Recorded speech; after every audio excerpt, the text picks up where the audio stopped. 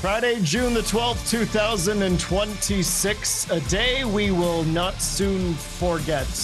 An incredible occasion as Canada opened up their World Cup campaign for the men on home soil for the very first time. There was a goal, there was a draw, and there are lots of emotions. We'll be sure to get into all of them today on Bet365 for the win. We've got Oliver Platt from Guelph, Ontario. Jordan Wilson joins us from Sauga City, and the unofficial One Soccer Prairies correspondent, Adam Jenkins from Calgary today. And it won't just be the three of us. We look forward to hearing from Arash Madani later on in the program as well. But everyone now in Group B at the World Cup has played a match. And as you look at the table, it's going to look incredibly similar. And that's because we had two matches with identical results. What a conclusion to Qatar and Switzerland, a late equalizer for the Maroons, and now it's as if the first matches don't matter. Everything to play for as we get to the final two matches in Group B play. But let's start with initial reflections, and I want to go to you, Oliver Platt, first to talk about yesterday. We will, of course, sink our teeth into Qatar, Switzerland. But first, Canada, Bosnia and Herzegovina. Incredible to see Toronto Stadium filled, the march to the match, the blue, the red everywhere. What are some of the things that will stick with you the most? Yeah, I think it was like I said yesterday, a pretty special day, to be honest, and one that I think we'll remember for a long time, even beyond the match, and maybe even more so when we get beyond the match. Look, there's been a lot of issues in the lead up to this World Cup. We all know that, with the ticket prices, with the cost of hosting this World Cup, with some of the things that FIFA has done in terms of the way they've conducted themselves in the lead up to this World Cup. All of these things are valid, and I'm not saying that we shouldn't have those conversations and that, you know, certain things don't leave a lot to be desired. But I think this is the other side of it, and it can't always be measured in dollars and cents.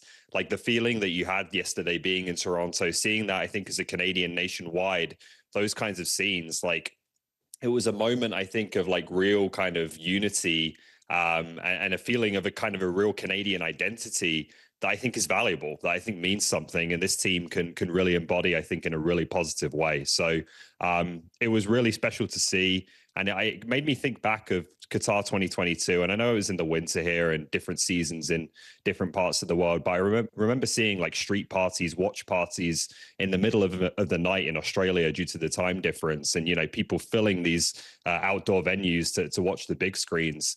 And then you would go outside in Toronto, and it was just sometimes as if the World Cup wasn't even really happening. You know, it wasn't kind of a constant topic of conversation. Yesterday felt very, very different. It felt like a real kind of moment that had captured the attention of everyone. And that was a really cool thing to see. Well, Jordan, we know that you were at Canada Soccer House. You were on the One Soccer live stream at one point. We've seen your reaction to Cyle Larin's equalizer. I wonder how you've been reflecting on the last 24 hours. I think it was a special day. Overall, like you look at the scenes, the vibes, how everyone's feeling in the city, just everyone coming together. It felt like a big moment. I also think if you're going to reflect on that game, I think a year, 2 years ago, Canada probably loses it. But I also think the vibes in the stadium, that probably got Canada over the edge. I think the substitutes and just the way that they played. But Ollie's right. The feeling in the city being there yesterday, it felt like there was something big going on. It felt something special brewing in the city and around the country, right? You're seeing all these watch parties and all the people getting behind this team and what it means. So for me, that's what I'm going to take. Of course, when you look at the match and you think about Bosnia scoring as early as they did off of a set piece, you're like, oh no, this is what we're going to do. But I think Canada willed themselves back into this game. And I think people around this country are really behind this team. And it really is starting to feel like, okay, you're co-hosting a World Cup. Like the world is here in Canada, but Canada is also present. So yesterday, as much as I can get into the details, and I'm sure we will over this next hour, the positives is that yesterday we felt like a football nation. Did we execute on all parameters? No. But it did feel like you could be proud about the football and the soccer or whatever you want to call it that we were playing. And for a moment, for 24 hours, we felt united in this beautiful game. And we've seen this country when other sports are going on or when the Olympics, and it's everywhere. And I personally, in my 34 years of life, have never felt like that with soccer, but I did yesterday. It felt like we belonged and it felt like everyone appreciated the game. So I'll take that as a positive for years to come. Well, and I know the two of you were in the epicenter of it all. And I can even add on that from my perspective, 3,000 kilometers away in Calgary, you're seeing the car flags. I saw 5 different people with the new Canada Soccer jerseys on out walking their dogs. There were lineups to get into some of the sports bars downtown to watch these matches. They were telling you to arrive early just to watch the match from a pub. So there are tentacles to this, and they are reaching far and wide across this great nation. Ollie, I do want to get to some of the X's and O's, though, because the biggest point of conversation was who was going to start. And I know the two of you, amongst our other One Soccer pundits, have been asked time and time again for your projected opening day starting 11, who was in, who was out. We had the 2 warm-up friendlies, and then when it came down to the opener, Jesse Marsch made one change from the friendlies, and it was a notable one that I think a lot of supporters were probably shouting from the mountaintops for, and that was to see Cyle Larin move to the bench and start either Tani Oluwaseyi or Promise David. Jesse Marsch chose the former. Tani started up top with Jonathan David just underneath him. And then as fate would have it, we all know what happened from there. Cyle Larin, who was obviously understandably disappointed to not be in the 11, comes in as the super sub, scores the goal. He's the hero. I guess from that, did Cyle Larin prove the fans and the doubters amongst them right or wrong with his performance and with his equalizing goal? Well, if you thought that Cyle Larin's time had kind of come and gone with the national team and he just didn't really have much to offer anymore to the national team as it continues to grow and improve, then you were certainly proven wrong. And I think, you know, I don't think that's everyone in terms of some of the critics of Cyle Larin, but I think it's an element of it. You know, people who are kind of celebrating that he wasn't in the starting lineup yesterday. I think that's still disrespectful to me, to one of the best players to ever play for Canada. At the same time, I don't think you can totally criticize supporters and the kind of the attitude towards Larin, in the sense that before that goal yesterday, he hadn't scored since October 2024. Like, at some point, you have to say that there's validity to, you know, questioning this or being frustrated by this in terms of the lack of output.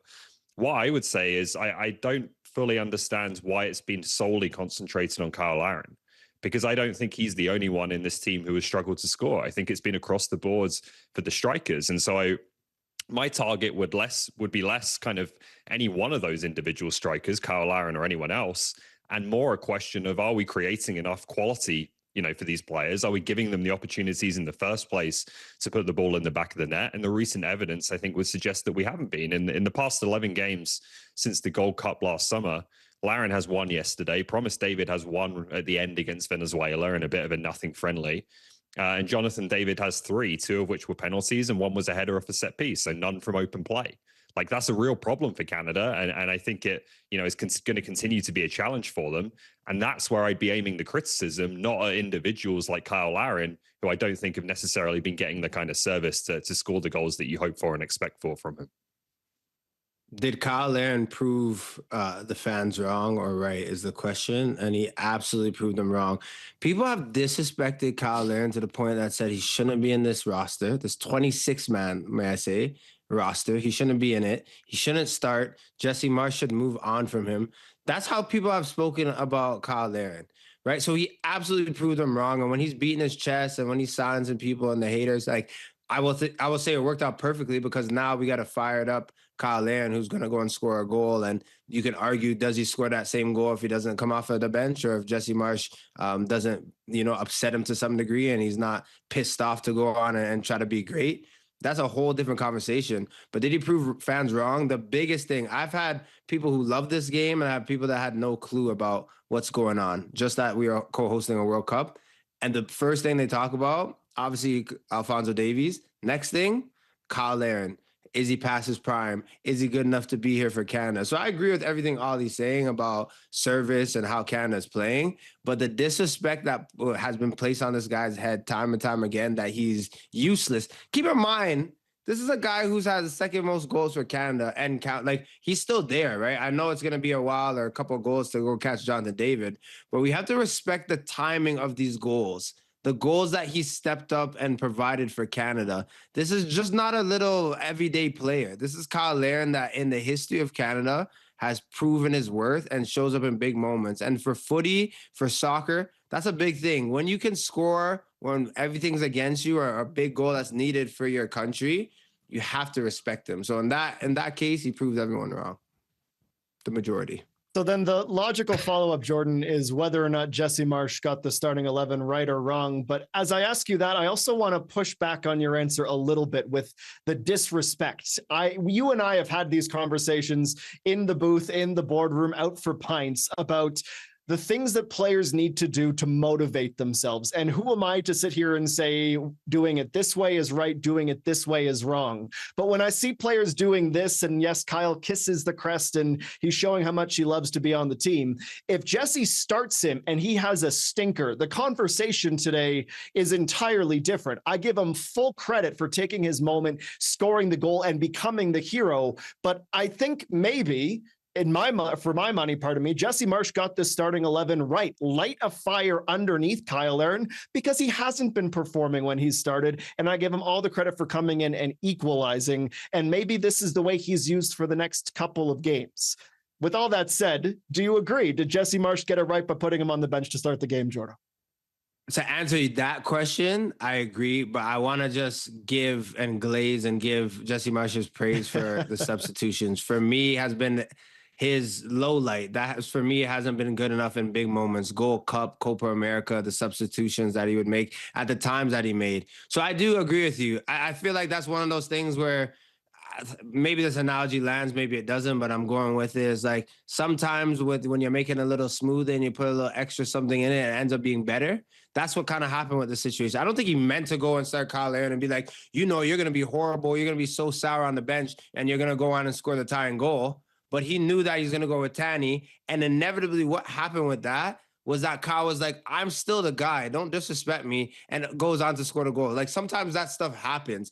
But I do agree that with what Tanny brought, the fact that he was pressing was very dangerous. The fact that it was a bit up-tempo and upbeat from Canada, from Tani Oluwaseyi and Jonathan David. I like that you had super subs. I like that you ended the match with two strikers and Cyle Larin and Promise David. We can call these guys twin towers, like those big boys that have great feet. The fact that they can both combine it for a goal for Canada as well, that is masterclass. To take off Jonathan David in the 60th minute, everyone, myself included, is looking at this guy like, are you sure? But what Jesse Marsh showed with that is like, this is a day that there's no space for Jonathan David. He's not getting on the ball the way we need to. He's not receiving the ball with any space. Bosnia-Herzegovina already have a goal. We need to play a bit more primitive. We need to get service in the box. We need players that are okay with one or two guys coming on.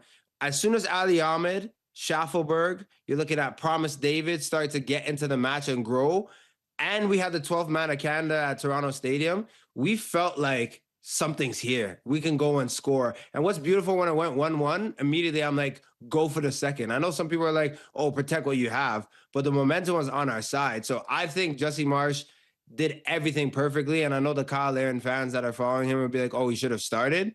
But that Cyle Larin that came off the bench and scored just 2 minutes after coming on the pitch was pissed off for greatness. So I like that. Jesse Marsh won. And as much as Cyle Larin is the guy and we want to give him that momentum, maybe starting him or having him come off the bench could be a secret code for Jesse Marsh moving forward. So I like how things look. I like that all the strikers. I like a world quickly where Jonathan David is probably the striker that played yesterday that underachieved. Because I know he's going to be there and grow as the tournament goes on. You have Tanny, you have Promise, and you have Kyle looking good. This is what we want if we're Canadian fans. Pissed off for greatness, a new tattoo idea for Oliver Platt. Do you agree, Ollie, that Jesse Marsh deserves credit for the way he managed the 18 yesterday? Get it on the neck, Ollie. Neck tat. I'll think about that one, guys. Firstly, Jesse Marsh's reaction to the Jonathan David missed chance, while not a great moment in the moment, is one of the all-time Canada gifts going forward. So thank you for that to Jesse. I think you can give him. I think you can give him real credit for two things. I wouldn't point so much to the starting 11 in the initial game plan. I don't think there was anything wrong with the starting 11. I just didn't think that they came out of the blocks that well and played, to their potential in the first half. But two things I would give Marsh big credit for yesterday. Jordan talks about one, so I won't go too long on the substitutions. That's a bold move to take off Jonathan Davids, but it wasn't happening for him, and swapping the two strikers did make an impact. That's been an issue in the past. We remember the Gold Cup last summer where substitutions, in-game changes haven't always been brilliant from Canada.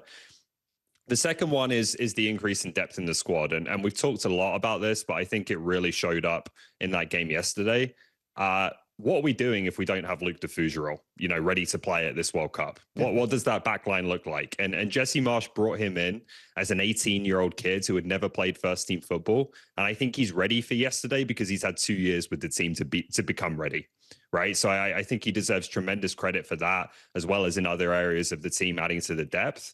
I think he said himself, though, that maybe, the starts of the game, how he prepared them for the game, the initial performance was not quite up to their standards. And it was their ability to then react to that and to change that I think was the big win for Marsch on the day.